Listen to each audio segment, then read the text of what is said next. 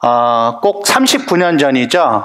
39년 전에 한국의 광주에서 참으로 비참하고 개탄스러운 일이 있었습니다. 우리 집사님 그때 계셨어요, 한국에? 네. 우리 광주 사셨던 우리 집사님이 계셔가지고요. 정말 수많은 사람들이 고통받은 것을 여러분들도 잘 아실 겁니다. 지금까지도 그 자녀를 잃어버리신 분들은요, 너무나도 고통 가운데 계시다는 그런 이야기들이 우리 귀에 들려옵니다. 그리고 아직도 대부분의 진실이 제대로 밝혀지지 않은 것 같아요. 최근에 여러분들도 혹시 방송을 보셨으면 아시겠지만 39년 만에 그날에 대한 증언을 해주신 분들이 몇 분 계셨죠. 미국의 정보국에서 일하셨던 분들이 어렵게 증언을 해주신 모습을 저도 봤습니다. 그래서 중요한 사실과 진실들이 적지 않게 드러났더라고요. 여러분, 우리는 종종 이 세상에는 비밀이 없다라는 말 하잖아요. 정말 비밀이 없나요? 근데 생각보다 실제로 그렇게 생각하지 않는 사람들이 꽤 많이 있는 것 같아요. 왜냐하면 나쁜 짓을 하고도 숨길 수 있다고 생각하기 때문입니다. 그래서 어떤 사람들은 이 세상 법정에서도 밝혀내지 못하는 혹은 밝혀내지 않는 그런 일들과 그런 사람들을 심판하기 위해서라도 신이라는 존재는 꼭 계실 것이다, 그렇게 믿는 사람들도 있어요. 여러분, 생각해보면요, 이것은 굉장히 두려운 일입니다. 우리의 죄악이나 잘못이나 허물이 드러나서 여러분, 이 세상 사람들이 안다고 생각을 해보세요. 내 주위에 있는 사람들, 특히 내 가족, 내 자녀들이 안다고 생각을 해보세요. 무서운 일입니다. 게다가 신의 심판을 받게 된다면 정말로 가슴 떨리는 일이 아닐 수가 없어요. 그래서 여러분, 우리는 뭐 짓고 못 살아요? 죄 짓고는 못 삽니다. 그게 맞아요. 근데 여러분, 우리들은요, 수많은 죄를 인생을 살면서 지어왔습니다. 지금도 짓고 있고요. 이 세상의 온갖 소식을 듣다 보면은 우리 인간 스스로는 이 죄의 문제를 스스로 해결할 수 없다는 것이 너무나도 분명한 것 같아요. 그런 죄를 우리들은 해결할 수 없습니다. 심지어는 해결할 의지조차 없어 보입니다. 그래서 죄의 문제를 완벽하게 해결해 주신 예수님이 얼마나 놀랍고 감사한지 몰라요. 그분이 계시다는 사실이 얼마나 우리를 안심시켜 주시는지 모릅니다. 여러분, 그 사실이 여러분들에게도 놀랍고 감사한 일이십니까? 예수님이 계시다는 사실은요, 우리에게 엄청난 복입니다. 그러나 여러분, 잊지 마셔야 돼요. 뭐냐면 죄의 문제가 예수님으로 인해서 해결됐다고 해도 다른 사람들에게 사과할 필요도 없고 그리고 용서를 구할 필요도 없다는 뜻이 결코 아니에요. 그리고 죄의 문제가 해결되었기 때문에 더더욱 가서 사과하고 용서를 구하는 것이 마땅하다는 거예요. 그게 성경이 가르치는 것이고 예수님께서 이 땅에 오셔서 몸소 가르치셨던 바입니다. 그리고 여러분, 죄의 문제가 해결되었다고 해서 우리의 앞에 놓인 삶을 아무렇게나 살 수 없죠. 더 조심스럽게 살아야 되겠죠. 여러분, 오히려 이제는 모든 것은 결국 다 드러날 것이라는 그런 사실과 원리를 우리는 생각을 해야 합니다. 모든 것은 다 드러납니다. 오늘 본문 16절에 보면은 숨은 것이 장차 드러나지 아니할 것이 없고 감추인 것이 장차 알려지고 나타나지 않을 것이 없느니라, 우리 주님 친히 말씀해 주셨습니다. 여러분, 다르게 표현하자면 이런 표현이에요. 모든 것을 다 하나님께서 드러내신다는 거예요. 하나님은 공의의 하나님이시기 때문에 그래요. 그 하나님의 원칙과 하나님의 원리를 잊지 않으시길 바랍니다. 우리가 그 하나님의 공의가, 우리의 모든 것들을 드러내시는 그 하나님의 원리가 무엇인지 우리가 잘 모를 수 있어요. 그래서 우리에게 보여주신 게 있습니다. 그게 뭐죠? 십자가예요. 그래서 여러분들은, 저와 여러분들은 십자가를 생각하셔야 돼요. 십자가를 바라보셔야 됩니다. 십자가가 무슨 뜻일까? 나에게 어떤 의미가 있을까? 늘 생각하고 또 생각하셔야 돼요. 우리가 다 아는 것이 아닙니다. 또 생각하고 그것을 내 삶에 대입해보고 내 마음과 영혼에 늘 대입해봐야 합니다. 십자가는요, 우리의 죄가 얼마나 더럽고 추한지를 드러내는 도구예요. 하나님 아버지께서 독생자 예수를 통해서 우리 인간의 죄악이 얼마나 부끄러운 것인지 우리들에게 드러내신 것이 바로 십자가입니다. 두 가지 면에서 그렇습니다. 한 가지는, 첫 번째는요, 예수님께서 우리의 죄를 다 짊어지셨다라는 뜻에서 그 십자가를 바라보면서 우리들은 주님 앞에서 더욱더 숙연해질 수밖에 없어요. 이 사실에 대해서 이사야 53장에서 우리들에게 잘 이야기해주고 있는데, 이사야 53장 한번 살펴보도록 하겠습니다. 구약성경 이사야서 53장 4절, 5절, 6절을 같이 읽어보도록 하겠습니다.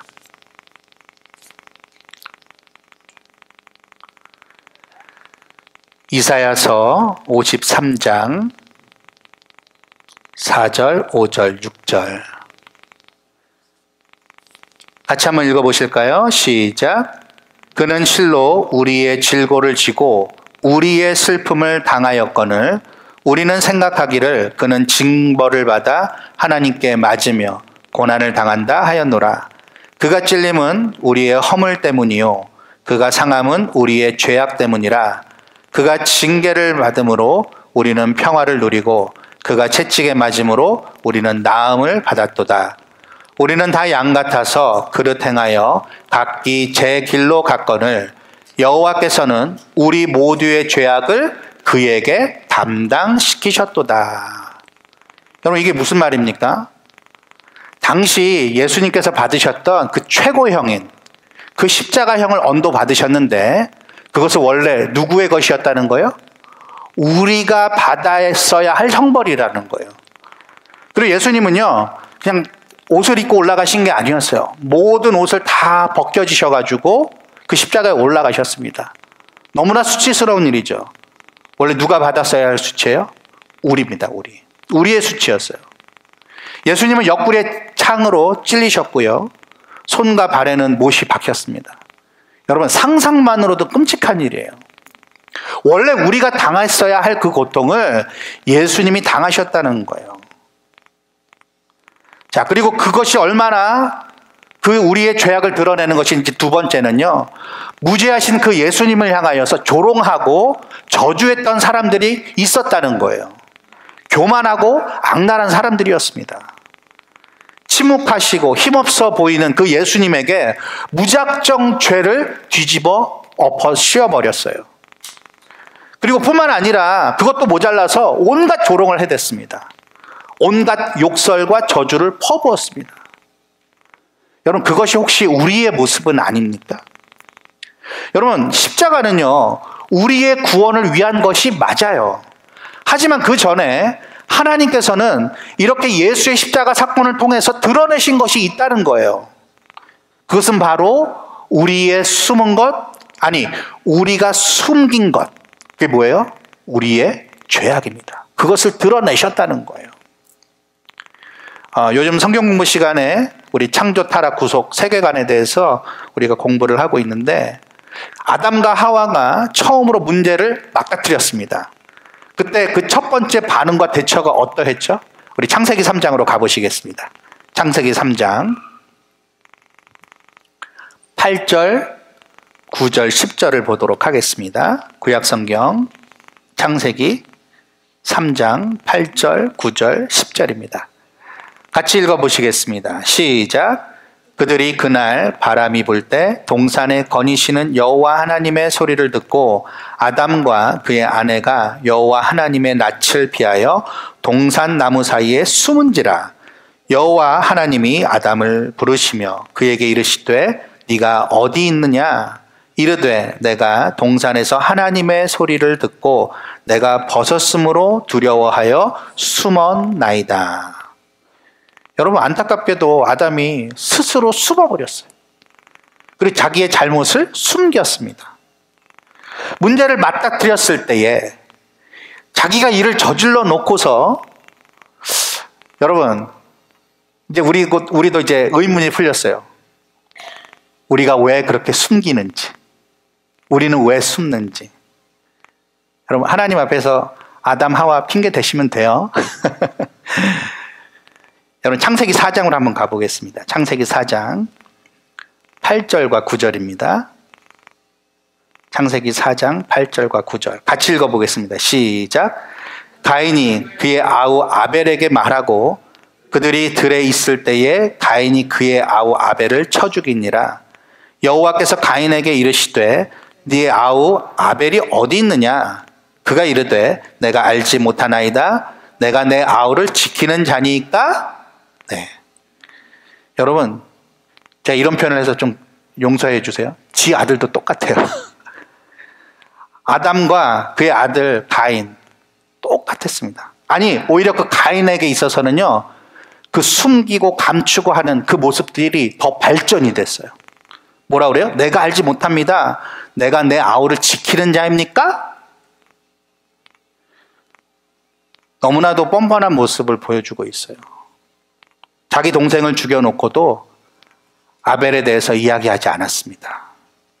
여러분, 타락한 인간의 특징이 여실히 드러나죠. 숨기기에 급급하고 그리고 숨기에 급급하다는 거예요. 그것이 죄악된 인간의 모습이라는 것입니다. 근데 여러분, 사실은요, 하나님께서는 기회를 주시는 분이세요. 네가 어디 있느냐, 네 아우 아벨이 어디 있느냐 물으셨을 때 숨기지 말았어야 합니다.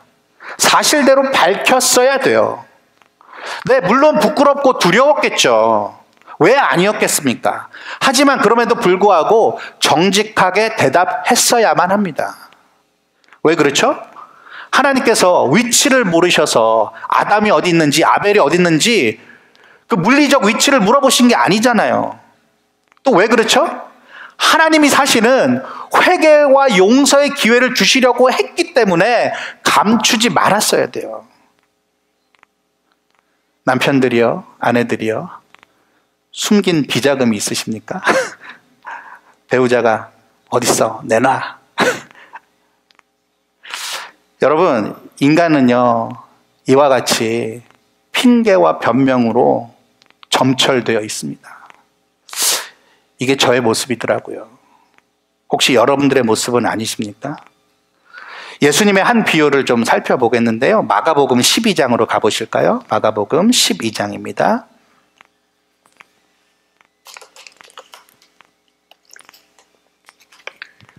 마가복음 12장 1절에서 6절까지를 먼저 읽어보시겠습니다. 핑계뿐인 변명뿐인 인간들에게 하나님께서는 어떻게 하셨는지 예수님의 한 비유를 살펴보도록 하겠습니다. 마가복음 12장 1절에서 6절 저랑 한 구절씩 교독해서 읽도록 하겠습니다. 예수께서 비유로 그들에게 말씀하시되 한 사람이 포도원을 만들어 산 울타리로 두르고 즙 짜는 틀을 만들고 망대를 지어서 농부들에게 새로 주고 타국에 갔더니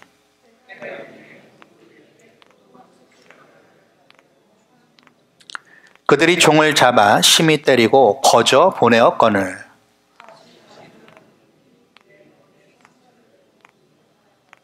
또 다른 종을 보내니 그들이 그를 죽이고 또 그 외에 많은 종들도 더러는 때리고 더러는 죽인지라.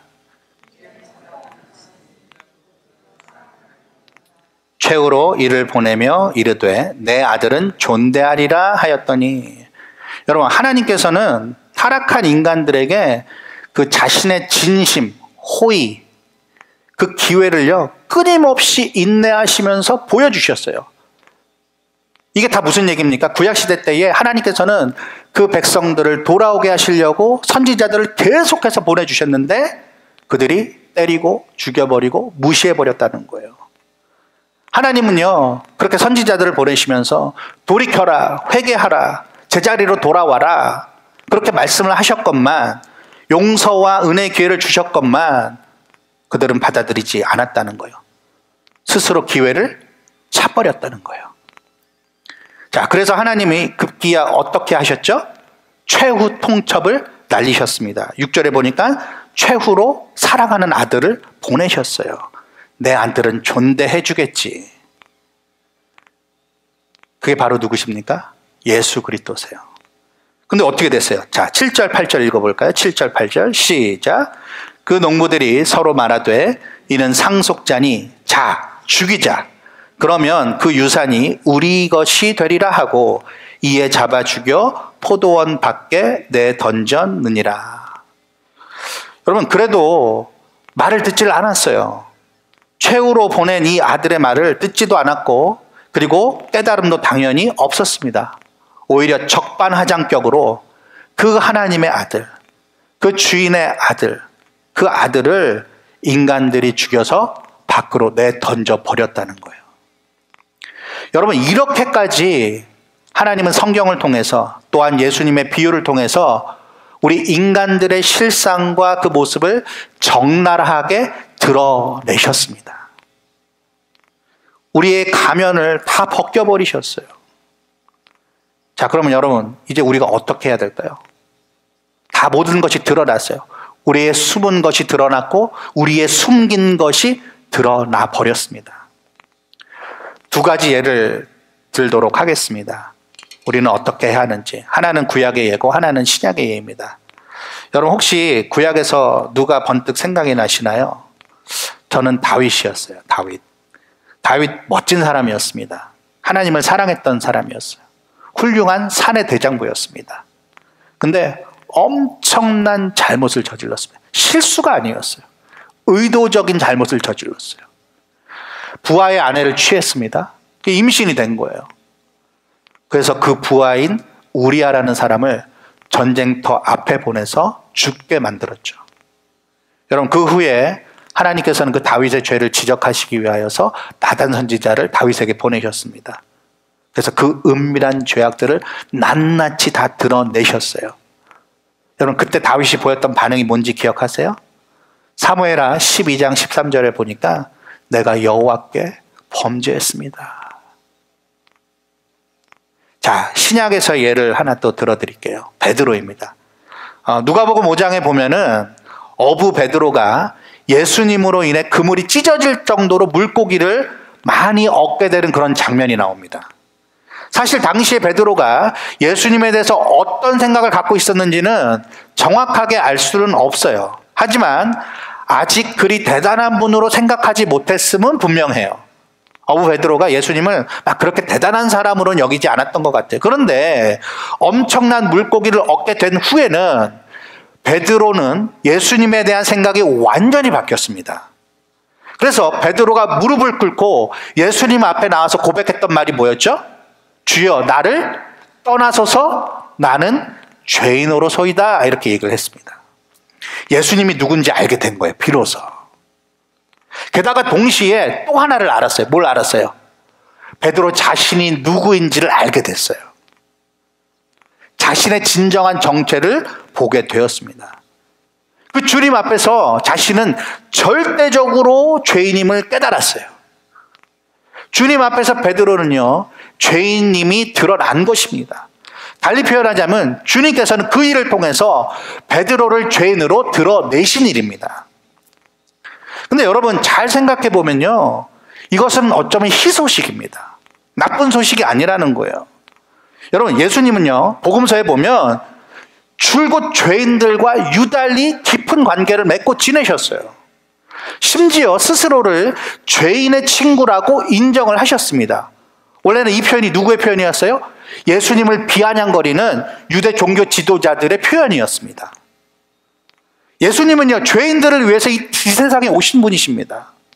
죄인들을요, 적극적으로 찾아다니셨어요. 뿐만 아니라 죄인들의 집에 들어가셔서 기꺼이 어울리시고 식탁 교제를 하셨습니다. 그러나 오히려 스스로 죄인이라고 여기는 사람들은요, 예수님과는 전혀 관계가 없는 사람이었어요.